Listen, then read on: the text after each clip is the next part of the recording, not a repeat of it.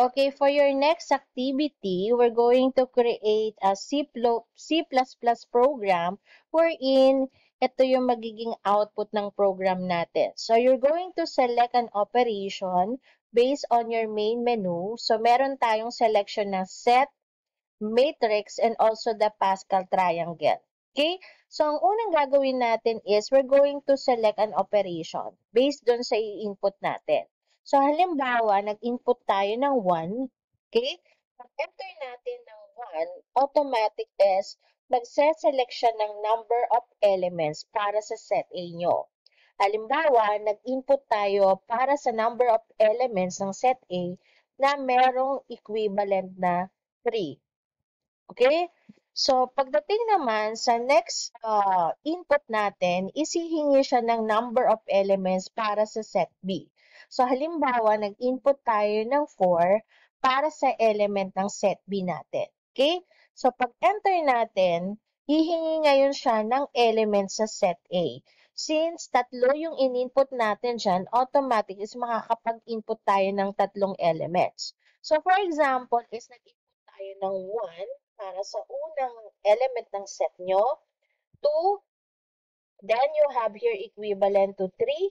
So, automatic ang laman ng set A nyo ay equivalent sa 1, 2, and 3. Okay? Susunod dyan, isihingi naman ng elements yung set B nyo. Okay? Halimbawa, ang nilagay nyong elements sa set B ay 2, 3, 4, and you have here 5. Okay?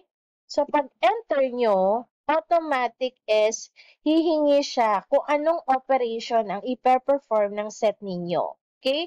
Pwedeng union, intersection, or difference. So, halimbawa, ang sinelect nyo ay si 1.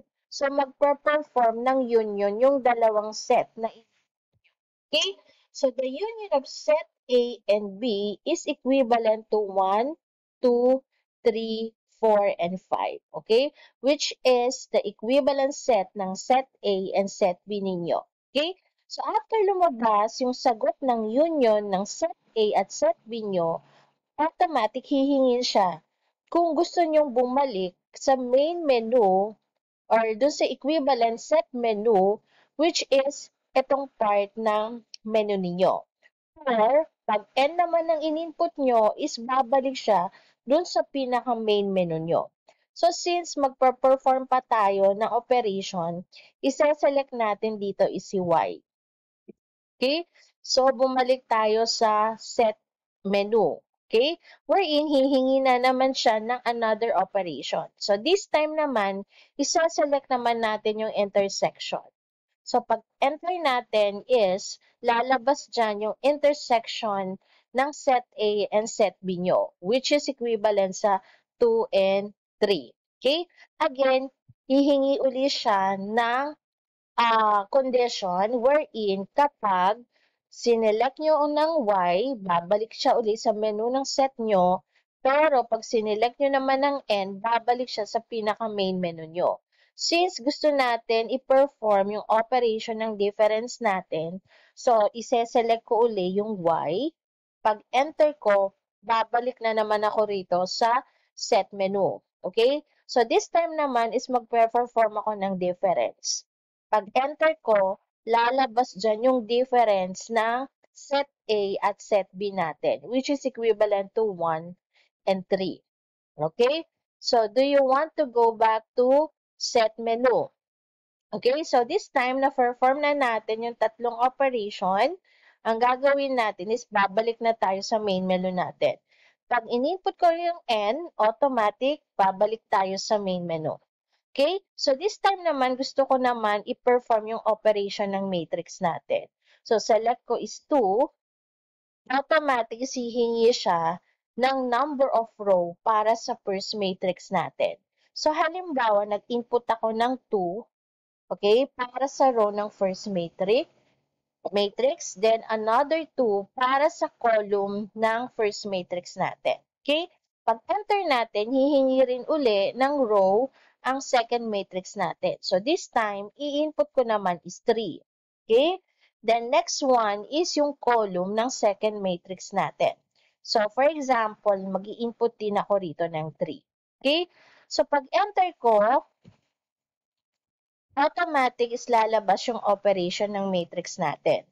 So, sa addition of matrix natin, automatic kailangan equivalent ang dimension ng first matrix nyo sa second matrix nyo.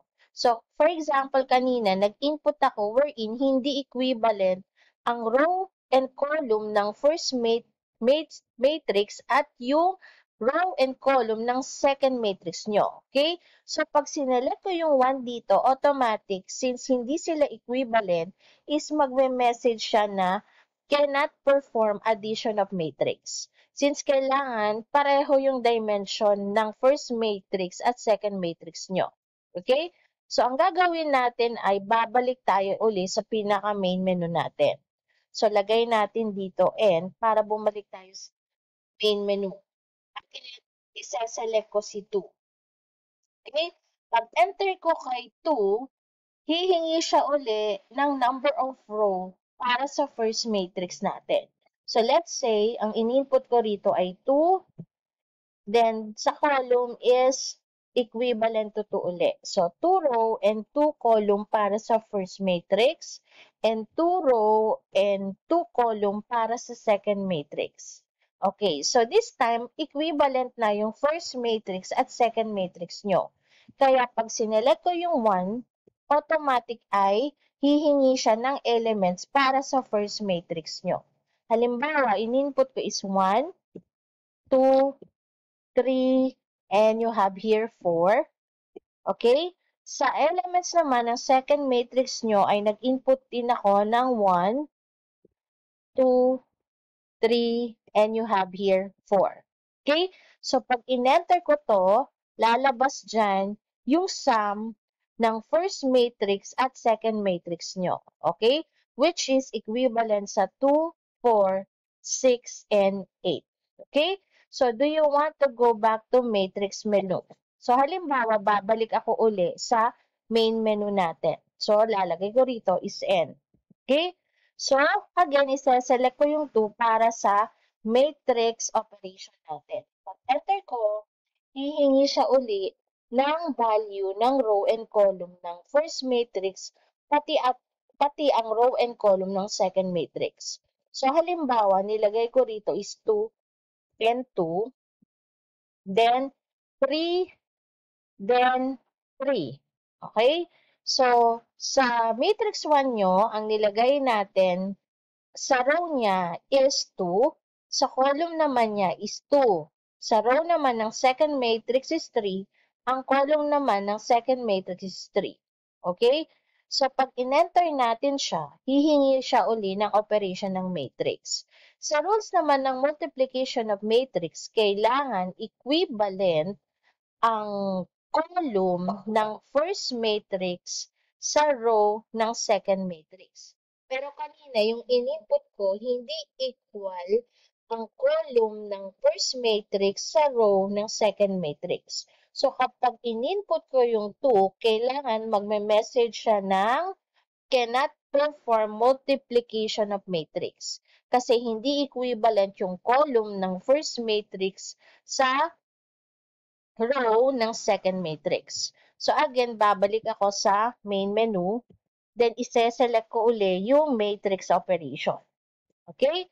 So this time naman is mag-i-input ako ng 2 para sa row ng first matrix at 2 para sa column ng second matrix.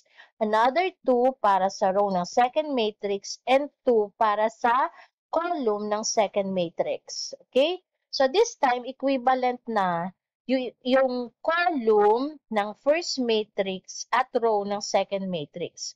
Kaya pag in-input ko yung 2, hihingi siya ng element ng first matrix at element ng second matrix natin.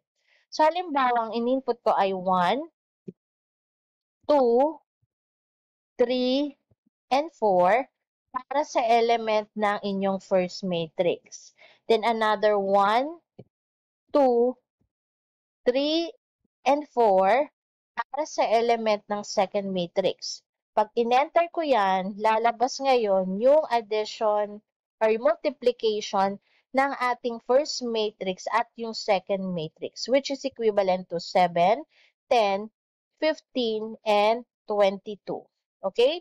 Do you want to go back to matrix menu? So, halimbawa is, ayaw ko nang pumunta sa main menu. Magpro-proceed na lang ako dun sa menu ng matrix. So, lalagay ko lang dyan is Y. Automatic babalik siya sa menu ng matrix natin. This time naman is mag-perform ako ng scalar multiplication. So, select ako ng 3. Then, mag-a-accept tayo ng value ng matrix 1 uli. So, based dun sa in-input nating value kanina, which is sa matrix 1 natin, ang row is 2 at ang column is 2. So, automatic mag-i-input ulit tayo ng 4 na value. So, lagay natin uli is 1, 2, 3, and 4. Okay? So, bago siya mag-perform ng scalar multiplication, kailangan nyo muna mag-input ng number. So, for example, ang in-input nating number dito is 5. Pag enter ko dito, lalabas yung value ng scalar ninyo. Wherein yung 5 will multiply sa 1, that will be 5. 5 times 2 is 10. 5 times 3 is 15. Then 5 times 4, that will be equivalent to 20. Okay? Matrix menu. So, ulit muna ko dyan kasi mag-perform naman tayo ng transposition. So, enter ko yan. Okay? So, this time, mag-perform naman tayo ng transposition. Enter ako dyan ng 4. Okay? So, again, hihingi siya ng elements ng matrix nyo. So, lagay natin dyan is 1, 2, 3, and you have here 4. So, pag-enter natin, lalabas yung transposition ng in-input yung element.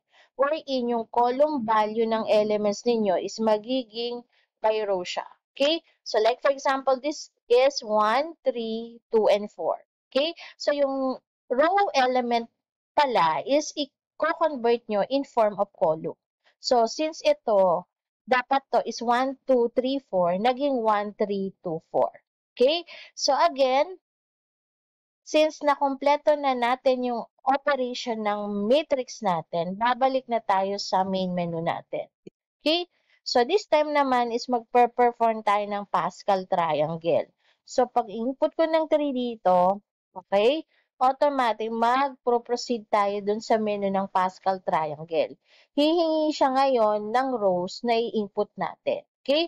So, pag in-input ko ay 2 dyan, automatic is, ang lalabas is 1, 1, and 1. Okay? Which is yung first value nito, yung first depth is equivalent to 1. Yung second depth is equivalent to 1, 1. Do you want to go back to Pascal menu? So, pag Y uli, babalik tayo sa Pascal menu natin. So, this time, mag-i-input tayo ng 5 row. Okay? Pag enter natin, so you have 1, 2, 3, 4, 5. Ang lalabas dyan is 1, 1, 1. Okay? 1, 2, 1, 1, 3, 3, 1, and 1, 4, 6, 4, 1. Okay? So, paano na-generate yan? From here, 1 plus 1, this is equivalent to 2. 1 plus 2 is 3. 2 plus 1 is 3. 1 plus 3 is 4. 3 plus 3 is 6. 3 plus 1 is 4. Okay? So, sa pinaka first value and last value ng Pascal triangle nyo, naka-default 1. So, again, balik tayo sa menu ng Pascal triangle natin. So, this time naman is 7. Pag-enter natin is, ang depth ng ating Pascal triangle ay naka 7 row. 1, 2, 3, 4, 5, 6, 7. Okay? So, yun yung magiging flow ng program natin. Okay? So, that's all for today, class. Thank you.